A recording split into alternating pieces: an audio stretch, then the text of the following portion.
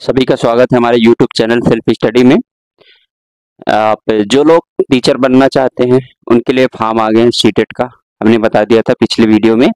तो सीटेट में क्या क्या एग्जाम पैटर्न है, कैसे एग्जामिनेशन होता है और उसका जो सिलेबस है, सिलेबस से इम्पोर्टेंट आपका कितने मार्क्स का ये एग्जाम होता है और कैसे इसको डील करना है, ये मैं इस वीडियो में बहुत आसानी से आप लोग को समझाने की कोशिश करूंगा और आप लोग को बहुत आसानी से समझ में आ जाएगा।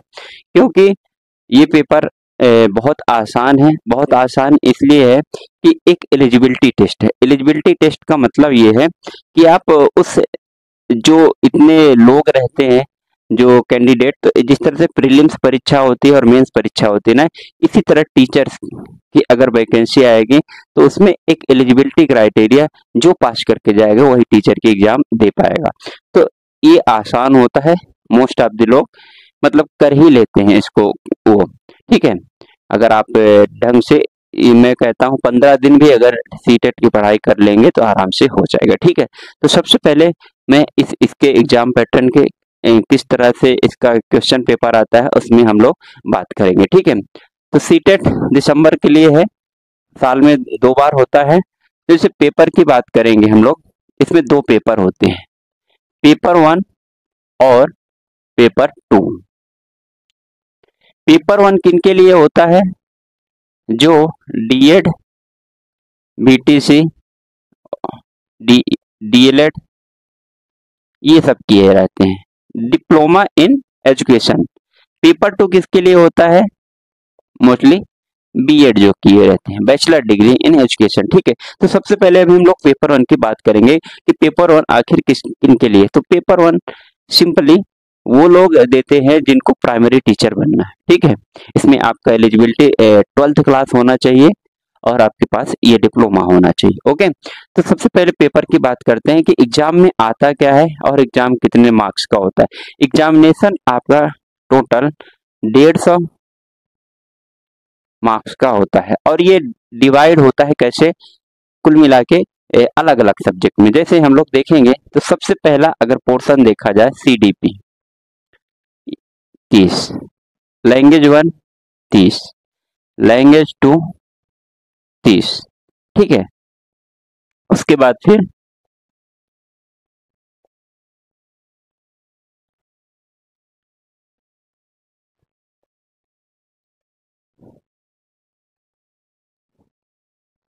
अब समझिए आप, ये आपके टोटल के टोटल क्या है, 1 2 3 4 5 सेक्शन में आपका एग्जामिनेशन ये होता है। ठीक है, 150 मार्क्स का आपके पास क्वेश्चन आएगा। ठीक है, ऑफलाइन होगा पेपर। तो 150 में पहला पोर्शन जो होता है सीडीपी। सीडीपी का मतलब होता है, आप बहुत आसानी से इसको समझेंगे तो आ जाएगा। ठीक है, तो मैं यहाँ पर बता देना चाहता हूँ आपको कैसे इसको डील करना है, किन किन पोर्शन को पढ़ के जाना है, तो आपका आसानी से हो जाएगा कि इसको आप स्किप कर सकते हैं। जैसे चाइल्ड डेवलपमेंट, ठीक है, 30 नंबर का ही आता है। ठीक है, तो इसको आप मान लीजिए कोई ज्यादा स्टडी नहीं किया है, नहीं भी पढ़ा है, तो आराम से आप इसको, अगर उसके सारे क्वेश्चन पढ़ेंगे, ठीक है, तो आपको 10 से 15 क्वेश्चन सही हो जाएंगे।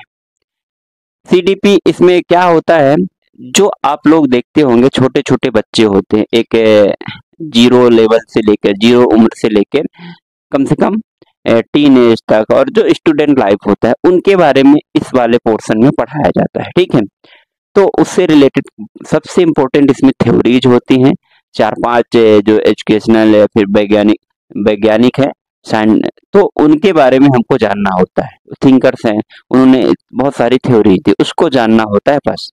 और इसको आप नहीं भी अगर पढ़ के जाएंगे तो भी मैं आगे बता रहा हूँ कैसे आपको करना है। दूसरा पेपर लैंग्वेज 2, मतलब लैंग्वेज 1 और लैंग्वेज 2। आप इसमें मोस्टली जो हिंदी भाषी राज्य हैं वो लोग लैंग्वेज 1 को हिंदी के रूप में सेलेक्ट करते हैं एग्जाम फॉर्म भरते टाइम, और दूसरा इसको इंग्लिश के रूप में करते हैं। तो यहाँ से आपको बहुत अच्छा स्कोर करने का मौका है। 30 दूनी 60, 60 में से आप आराम से इसमें कर सकते हैं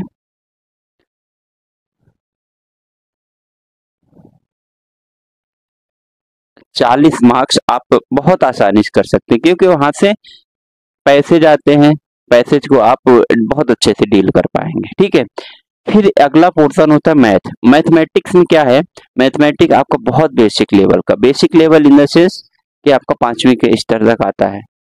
मैं पेपर 1 की बात कर रहा हूँ, इसी तरह पेपर 2 की भी बात करेंगे। ठीक है, तो मैथमेटिक्स बहुत ही बेसिक लेवल का होता है, जैसे वर्ग हो गए, आयत हो गए, इन सब से बहुत बेसिक लेवल से।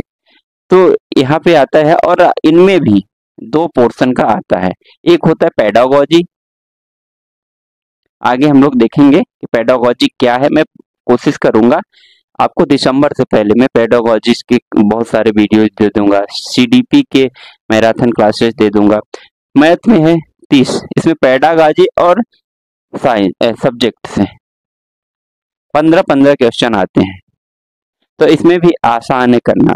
मैथ में 30 में से आप मिनिमम 10 नंबर ला सकते हैं, बिना पढ़े, कुछ भी बिना किए, वहां जाने से आप एग्जाम पेपर देंगे तब। इन्वायरमेंट है, इन्वायरमेंट ईवीएस बोलते हैं, तो इसमें भी आप 5वीं तक का क्या करेंगे, एनसीईआरटी अगर आप पढ़ लेंगे ना, बहुत आसान है, मुश्किल से 12-13 चैप्टर है, बहुत आसानी से आपको समझ में आए, उसके अलावा कहीं बाहर से आता ही नहीं। ठीक है, तो इन्वायरमेंट यहाँ से है। अगर आप नहीं पढ़ेंगे, मैं नहीं पढ़ने की स्थिति पे आपके मार्क्स बता रहा हूँ कितने आ रहे हैं। इन्वायरमेंट 30 में से आपको 10 नंबर। ठीक है, अब आप ये देखिए, आप नहीं पढ़ सॉरी लैंग्वेज तो थोड़ा इंग्लिश का मैंने थोड़ा कम कैलकुलेट अपने करना है, क्योंकि इंग्लिश थोड़ा आसान नहीं होती है। ठीक है, तो मैं नहीं पढ़ने की स्थिति पे आपका बता रहा हूँ कितने नंबर आने वाले हैं। 10, 10, 20, 35, 35-20 आपका 45। ठीक है, और इसमें आप मान लीजिए चाइल्ड डेवलपमेंट में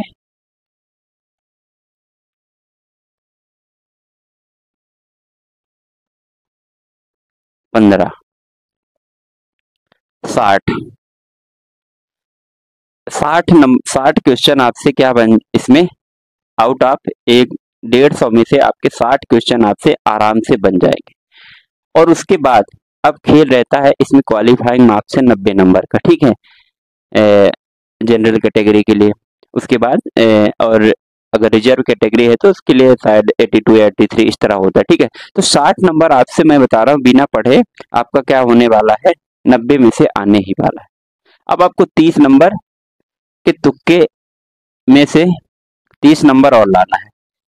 अभी आप इस स्थिति पे है कि आप 0 पढ़ाई किए हैं, आप जाके केवल एग्जामिनेशन दे रहे हैं, वो भी कोई सीरियसली नहीं, तो 60 नंबर ऐसे आ रहे हैं। अब 30 नंबर में मैं ये कहता हूं आपके कितने क्वेश्चन बचे, 60, 90 क्वेश्चन और बचे, तो 90 क्वेश्चन में से आपके 20-25 तो तुक्के लगने वाले हैं ना, तो इस तरह से होके आपका 80 प्लस हो जाएगा। 60, 20, 80 या 85, मैं वो कह रहा हूं 80 से लेके 85 तक आप बिना एफर्ट के आप नंबर इसमें ला सकते हैं बहुत आसानी से। आपको एफर्ट कितने के लिए लगाना है, 5 नंबर के। वो भी कई बार मैं ये कहता हूँ कि लैंग्वेज अगर अच्छा चला गया ना, इसमें लैंग्वेज 1, लैंग्वेज 2 काफी आसान आता है, तो आपका और अच्छा हो जाएगा। तो पेपर 1 का लोड नहीं लेना है। पेपर 1 की मैं ये कहता हूँ आप केवल 3 चीजों की पढ़ाई कर लीजिए, ईवीएस की कर लीजिएगा, उसके बाद अब चाइल्ड डेवलपमेंट की कर लीजिएगा, उसके अलावा कोई भी सब्जेक्ट मत पढ़िए, कोई मैथ पढ़ने की आपको जरूरत नहीं है, लैंग्वेज 1, लैंग्वेज 2 की कोई जरूरत नहीं है, ईवीएस और आपको सीडीपी पढ़ लेना है हल्का सा, बस। तो आपका पेपर 1 बहुत आसानी से निकल जाएगा, आपका 90 प्लस इसमें स्कोर होना ही होना है। कोई जरूरत नहीं है बहुत ज्यादा हमको स्कोर करके, क्योंकि यहाँ केवल ये क्वालिफाइंग मार्क्स है, 60% आपको लाना है, आपका हो जाएगा। अब आते हैं हम लोग पेपर 2। पेपर 1 हो गया, पेपर 2। पेपर 1 थोड़ा चैलेंजिंग है, क्योंकि जो लेवल है ना, सॉरी पेपर 2 का, पेपर 2 से पेपर 1 से थोड़ा सा डिफिकल्ट होता है। अब पेपर 2 में जैसे कितने वो होते हैं आपके, एक तो साइंस प्लस मैथ वाले लोग दे सकते हैं, और एक अलग से आपका होता है सोशल साइंस, 2 स्ट्रीम्स होते हैं। तो सोशल साइंस में जो लोग सोशल साइंस सब्जेक्ट से हैं, आपके ये ग्रेजुएशन और बीएड आपका इसमें होना जरूरी है। तो जो लोग साइंस सब्जेक्ट से हैं तो साइंस और मैथ कंबाइन होता है, और सोशल साइंस में जो है तो कॉमर्स वाले लोग हो गए, आर्ट्स वाले लोग हैं तो उस सोशल साइंस से देते हैं, हिंदी के लोग हैं तो सोशल साइंस से उनको देना पड़ता है। ओके, तो इसमें पेपर 2 में क्या है, इसमें भी आपका 150 मार्क्स का आपका एग्जाम होना है। अब इसके पोर्शन किस तरह से है, CDP 30 mark, language 1 30 mark, language 2 30 mark, फिर इसके बाद 30 तिहाई 90, फिर इसके बाद आ जाता है आपका सब्जेक्ट। ठीक है, जो साइंस मैथ से है, मैथ प्लस साइंस 60 नंबर का, जिसका सोशल साइंस है वो 60 नंबर का, ये अलग अलग। ठीक है ना, 30 तिहाई 90 150, ठीक है। जो सोशल साइंस के 30 तिहाई 90 150, तीन चीज यहाँ पर कॉमन रहती है, सब्जेक्ट फिर अलग अलग रहता है। ओके, अब मैं बताता हूँ कि इसमें आपको मिनिमम मार्क्स कितने आ सकते हैं। तो मैं इसमें जैसे CDP की बात करता हूँ, 30 नंबर का होता है, तो 30 नंबर में क्योंकि ये आपका थोड़ा सा हायर लेवल का है तो थोड़ा सा इसमें डिफिकल्टी लेवल ज्यादा ऐड होता है। ओके, तो इसमें अगर हम कहें तो 10 नंबर आपके आराम से आ सकते हैं विदाउट कोई स्टडी, आप एग्जामिनेशन देंगे। ठीक है, फिर लैंग्वेज 1 और लैंग्वेज 2 ये ज्यादा हार्ड नहीं होता है, इसको आप आराम से 60 में से 45 नंबर आपके आ जाएंगे। ठीक है, 30 में से 20 में हिंदी में तो 20 आ ही जाते हैं। ठीक है, फिर 15 आप इंग्लिश में कर लेते हैं। ओके, फिर आपका खेल होता है आपका अब मेन सब्जेक्ट पे। यहाँ पर क्योंकि आपसे स्पेशल आपको सब्जेक्टली कौन से सब्जेक्ट का टीचर बनना है, इसलिए सब्जेक्ट वाइज है।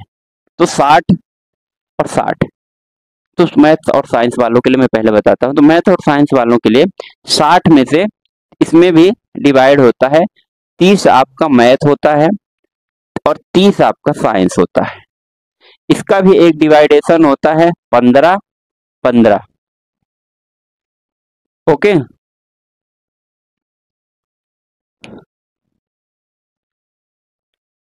देखिए अब मैथ और साइंस की मैं बात करता हूँ, 60 मार्क्स में कैसे कितना आपका आ सकता है बिना पढ़े। थोड़ा सा टफ होता है मैथ और साइंस वाला पोर्शन, क्योंकि आपको वहां से मैथमेटिक्स समझ में नहीं आएगा, मैथमेटिक्स थोड़ा सा टफ पड़ता है इसमें। इसमें आप स्कोर कर सकते हैं कौन से पोर्शन में, साइंस वाले पोर्शन में। साइंस वाले पोर्शन को आप अगर लेके चलेंगे तो साइंस वाले पोर्शन को आप कर सकते हैं। इसमें मैं बताता हूँ बिना पढ़े आपके ये 15 और 15 में क्या लिखा हूँ कि जैसे मैथ्स में 15-15 क्या है और साइंस में भी 15-15। इसमें एक पेडागाजी वाला पोर्शन होता है, ये सब्जेक्ट वाला पोर्शन है, इसमें भी एक पेडागाजी और सब्जेक्ट, ये भी 15 ये भी 15। ठीक है, मतलब कुल मिला के साइंस भी साइंस दो पार्टों में 15-15 में आता है, एक पेडागाजी वाली साइंस, एक सब्जेक्ट के साइंस। तो इसमें आपका कई बार क्या होता है, इसमें आपके 60 में से आपका 20 नंबर ही आना है। अब ऐसा क्यों, इतना कम क्यों? हाँ, इतना कम आराम से आता है, क्योंकि आप इसमें कितना भी तुक्का लगाएंगे तो तुक्का ही रहेगा, जब नहीं पढ़े होंगे आप तब की स्थिति में बता रहा हूँ। तो 45 10 55 20 75, इससे ज्यादा नहीं जाता है। मैं सही बताता रहा हूँ कि इसमें आप 20 नंबर से ज्यादा स्कोर नहीं कर पाएंगे।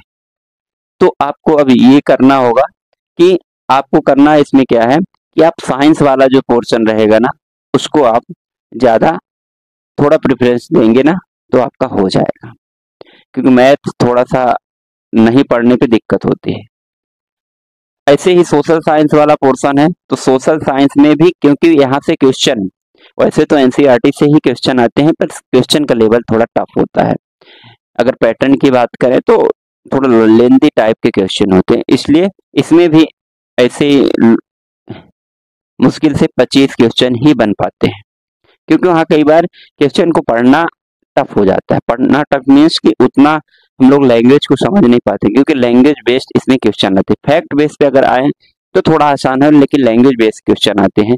इसलिए पेपर 2 को आप देख रहे हैं कि आप लोग कितना हो रहे हैं, 70 से 75 के आसपास बिना पढ़े ला सकते हैं।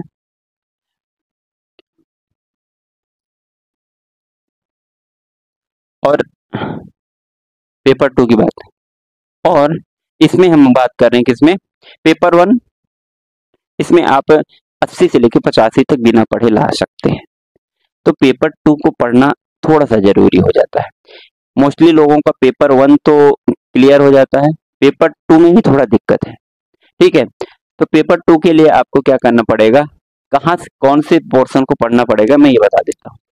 तो सीडीपी आप जो पेपर 1 के लिए पढ़े, चाहे पेपर 1 किसी किसी क्लियर होता है, मोस्टली लोग पेपर 2 देते हैं सिंगल पेपर, क्योंकि बहुत लोग ऐसे भी हो गए हैं जो बीएड के बाद अब पेपर 1 दे भी नहीं सकते। ठीक है, तो सीडीपी आपको पढ़ लेना है कि कौन सा पोर्शन पढ़ना है आपको, सीडीपी, केवल सीडीपी।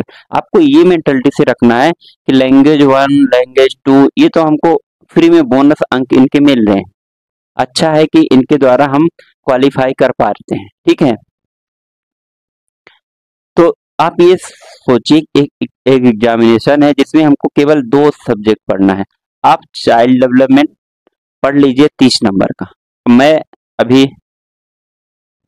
कुछ दिनों में चाइल्ड डेवलपमेंट के आपको सारे के सारे मैराथन क्लासेस दूंगा, बहुत आसानी से आप उनको बस केवल देख के चले जाएंगे ना, आपका सीटेट नहीं रुकेगा। खासकर सीडीपी तो आपको 30 में से आपको 20 से 25 नंबर आराम से ही आ जाएंगे। ठीक है, तो लैंग्वेज एंड लैंग्वेज 2 आपको पढ़ने, सीडीपी केवल पढ़ना है। दूसरी बात है मैथ और साइंस में हम क्या पढ़ें, मैथ और साइंस में मैथ को भी आप क्या करें, एक तरह से एलिमिनेट कर दें। अगर आपको केवल क्वालिफाइंग होना है, जिसको अगर स्कोर अच्छा करना है तो मैथ भी पढ़े, साइंस भी पढ़े, तो साइंस वाला पोर्शन आप पढ़ लीजिए, क्योंकि साइंस वाला आप क्या साइंस में पढ़ लीजिए, छठी से लेके कम से कम 10वीं तक का साइंस पढ़ लीजिए, उससे आपके क्वेश्चन बन जाएंगे।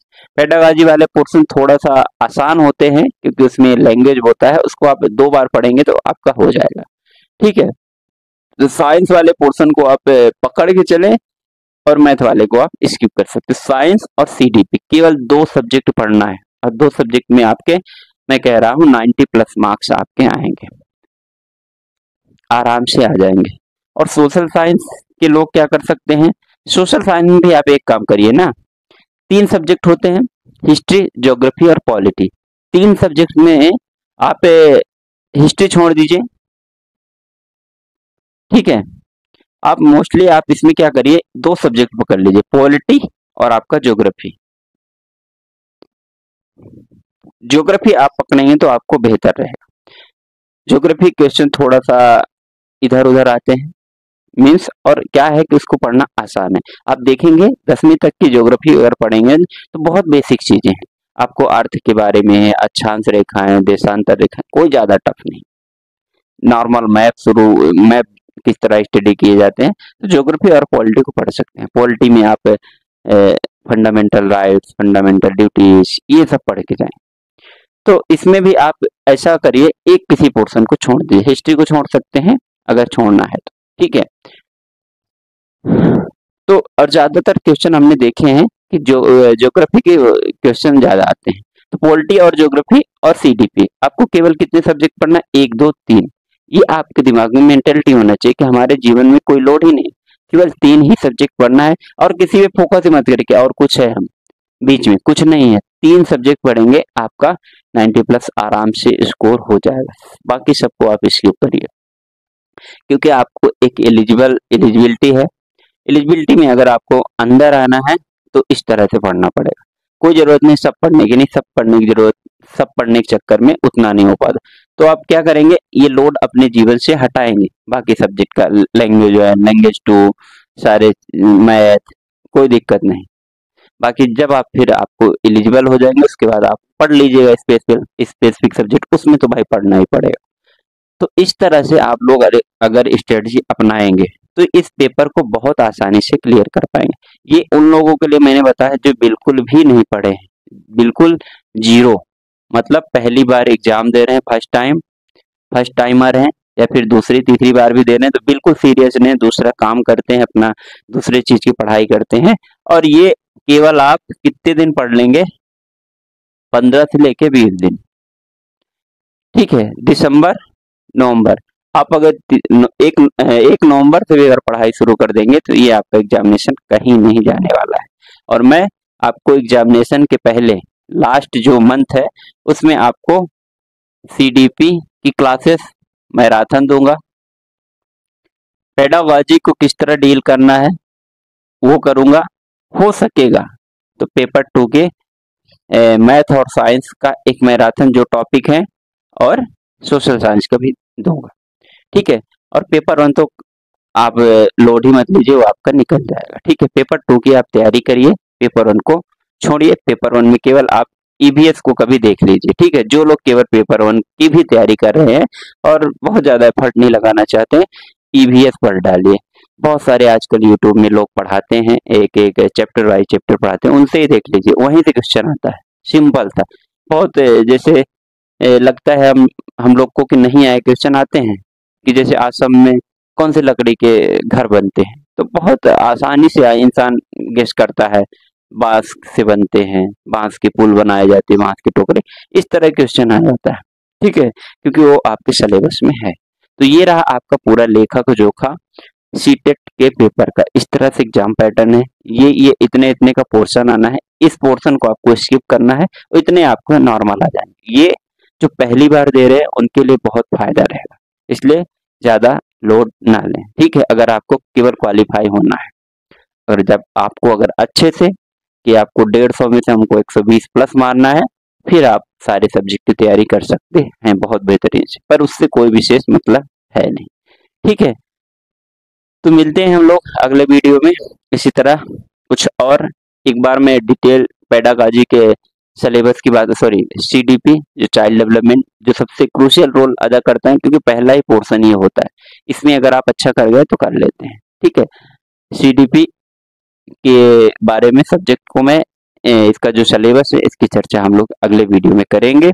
क्या है, इसको कैसे डील करना है, किस तरह से इसको हैंडल करना है। ओके, तो ये रहा आपका सीटेट दिसंबर 2024 के लिए।